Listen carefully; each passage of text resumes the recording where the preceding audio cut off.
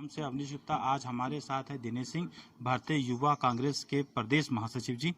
Sir, जिस प्रकार से लॉकडाउन स्टार्ट हुआ था उस समय से लेके अब तक क्या क्या कांग्रेस पार्टी द्वारा जनहित योजनाएं चलाई गई? कांग्रेस पार्टी लगातार जो है आम जनता के वो प्रवासी जो हमारे मजदूर थे उनकी सेवा में लगी रही है। हमारी चाहे अध्यक्षा माननीय सोनिया गांधी जी हों या हमारे ऑल इंडिया कांग्रेस कमेटी के साथी रहे हों या हमारे जो है युवा कांग्रेस के राष्ट्रीय अध्यक्ष श्रीनिवास जी रहे हों, ये और इनकी पूरी टीम हम लोग सब लोग मिल कर के जो प्रवासी मजदूर पहले महाराष्ट्र, पंजाब, राजस्थान, गुजरात, उत्तराखंड, जहाँ कहीं भी जो लोग फंसे हुए थे, ज़्यादा संख्या उसमें गुजरात और महाराष्ट्र और पंजाब में थी लोगों की। तो जब लॉकडाउन हुआ उनको वहाँ पे राशन की व्यवस्था सबसे पहले तो कराई गई, जितना ज़्यादा से ज़्यादा संभव हो पाया। उसके बाद ट्रेनें चलाई गई। आपको पता, आपकी जानकारी में होगा, माननीय सोनिया गांधी जी ने जो है ऐलान किया था, तो कांग्रेस की तरफ से भी ट्रेनें जो है चलवाई गई। तो लोगों को लाने का भी काम जो है, उनके घरों तक पहुंचाने का काम भी कांग्रेस पार्टी ने बहुत ही बखूबी किया। रास्ते में भी लोगों को मदद की गई हमारे कांग्रेस के साथियों के द्वारा। और हमारे यहाँ उत्तर प्रदेश की अगर बात करें तो हम लोगों के अध्यक्ष माननीय अजय लल्लू जी के नेतृत्व में उत्तर प्रदेश के लगभग सभी जिलों में सांझी रसोई का आयोजन किया गया। लंच पैकेट बांटे गए, जो प्रवासी मजदूर सड़कों पे थे उनकी मदद की गई। तो ये पूरा काम जो है कांग्रेस पार्टी के द्वारा किया गया।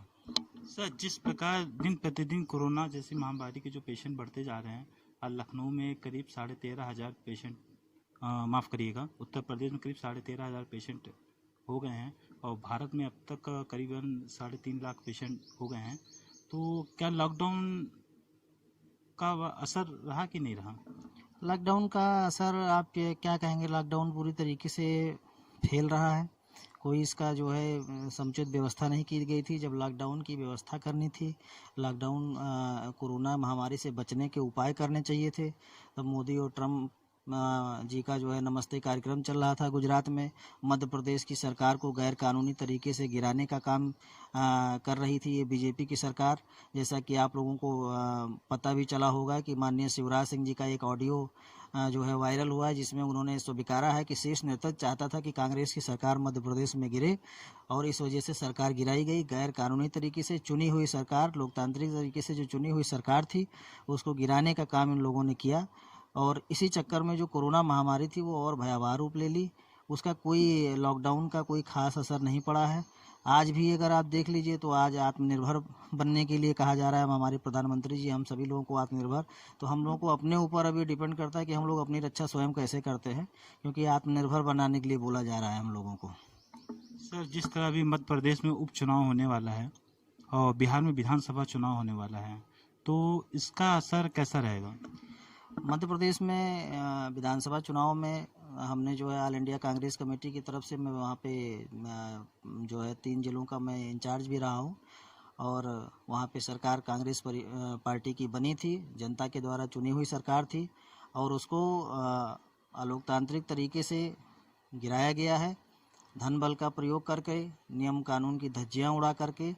और जो भी 22 विधायक जो पार्टी छोड़ करके गए थे वो अपने चुनावी क्षेत्र में जाएंगे। जनता जिनके जो हम लोगों का मैनिफेस्टो था, जिसके दम पे वो चुनाव जीत कर आए थे, किसानों की कर्ज माफ़ी के लिए हो या बिजली की माफ़ी के लिए हो या किसान, हमारे जो प्रमुख किसानों से संबंधित समस्याएं थी, वो प्रमुख मुद्दे थे, उसको जीत करके वो विधानसभा में आए थे। और उनके किसानों के साथ में, आम जनता के साथ में उन्होंने कांग्रेस पार्टी के साथ में दगेबाजी नहीं की है, उन जनता के साथ में, उन किसानों के साथ में दगाबाजी की है। तो उसका परिणाम उनको भुगतना पड़ेगा और वहाँ पे कांग्रेस की सरकार फिर से दोबारा बनेगी। मतलब आप कहना चाहते हो कि उपचुनाव में कांग्रेस पार्टी के विधायक जीतेंगे और दोबारा फिर बहुमत की सरकार आएगी कांग्रेस की? बिल्कुल बिल्कुल। उपचुनाव में हमारे वहाँ पे प्रदेश अध्यक्ष माननीय कमलनाथ जी और हमारे वहाँ पे जो हमारे भिंड, मुरैना या ग्वालियर, चंबल संभाग, जो भी शिवपुरी है या अनूपपुर है, वहाँ सारे जगह पे हमारे जो वहाँ माननीय मंत्री जी लोग हैं, हमारे जो कार्यकर्ता हैं, हमारे जो वरिष्ठ नेता हैं, वो सभी लोग पूरी तरीके से लगे हुए हैं। और सबसे बड़ी बात यह है कि आम जनता जो अपने आप को ठगी महसूस कर रही है, इन 22 विधायकों ने जो बर्ताव किया कांग्रेस पार्टी के साथ में और आम जनता को जो ठगने का काम किया है, उसका हिसाब आम जनता स्वयं लेने के लिए आतुर है। तो ये हम पूरी तरीके से कह रहे हैं कि वहाँ पे कांग्रेस की सरकार दोबारा बनेगी।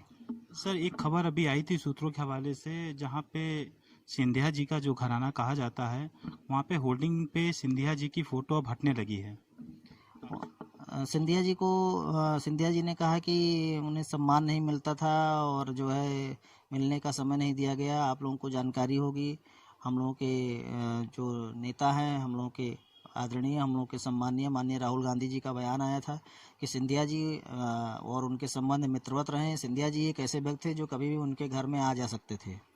और बीजेपी में उनकी क्या स्थिति है वो आप लोग उसका आकलन स्वयं करें। मीडिया में चल रहे हैं, होर्डिंग बैनर से हटाए जा रहे हैं, उनका जो स्टार प्रचारकों की जो लिस्ट आ रही है उसमें उनको क्या स्थान दिया जा रहा है, उसका आकलन आप लोग स्वयं कर सकते हैं, कैसे क्या है क्या नहीं है। सर, देश बड़ी विषम परिस्थितियों से गुजर रहा है और बिहार में भी उपचुनाव है। क्या इस समय उपचुनाव होना उचित है कि अनुचित है? ये सरकार पूरी तरीके से संवेदनहीन है। आप लोग देख रहे हैं कि किस तरीके से कोरोना महामारी ने देश को अपनी जकड़ में कर रखा है। आप देख लीजिए दिल्ली की क्या दुर्दशा है, गुजरात हो या महाराष्ट्र में भी इतनी बड़ी संख्या में जो है कोरोना महामारी फैल चुकी है। और ऐसी सिचुएशन में जब सरकार को देश की जनता के दुख दर्द में शरीक होना चाहिए था, ऐसी सिचुएशन में बिहार में हम लोगों के जो गृह मंत्री हैं, बीजेपी के दिग्गज नेता अमित शाह जी करोड़ों रुपए खर्च करके बिहार में रैली का आयोजन करते हैं और उसको बताते हैं कि ये कोई चुनावी रैली नहीं है और उसी रैली में वो बाद में वोट मांगने का काम करते हैं। तो ये आम जनता सब देख रही है कि कौन क्या कर रहा है और हमारा और हमारी जो पार्टी का जो पहला कर्तव्य है, हम लोग पहले जो जनता हमारी, चाहे वो बिहार हो या पूरे देश में जहाँ कहीं जो भी लोग हैं, हमारा संगठन, हमारी पार्टी के लोग, हमारे कार्यकर्ता, हमारे जो पार्टी के प्रभारी हैं या जो प्रदेश अध्यक्ष हैं वहाँ पे, वो आम जनता के बीच में ज़्यादा से ज़्यादा जो उनको जो दिक्कतें हैं उनको दूर करने का काम, चाहे भोजन राशन हो या आर्थिक स्तर पर मदद मुहैया कराने की बात हम लोग कर रहे हैं। सर, जैसे अभी सूत्रों के हवाले से खबर आई, लल्लू सिंह की जमानत हो गई है, तो आपको भी मैं बधाई देना चाहूँगा। जैसा कि आप सभी लोगों को जानकारी भी होगी कि जो है प्रियंका जी ने उत्तर प्रदेश सरकार को बसें देने का वादा किया था।